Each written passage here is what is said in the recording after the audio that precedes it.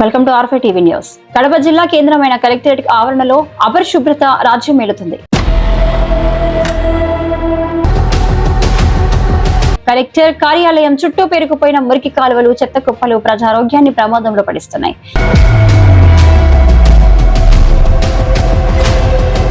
ముఖ్యంగా కలెక్టరేట్ కు ఎదురుగా ఉన్న ఎల్ఐసి కార్యాలయం ప్రక్కన గత కొన్ని సంవత్సరాలుగా మురుగునీరు రోడ్డు పైన ప్రవహిస్తుంది. దీనివల్ల వెలువడుతున్న దుర్వాసన భరించలేని విధంగా ఉందని, రోగాల బారిన పడుతున్నామని స్థానికులు ఆవేదన వ్యక్తం చేస్తున్నారు.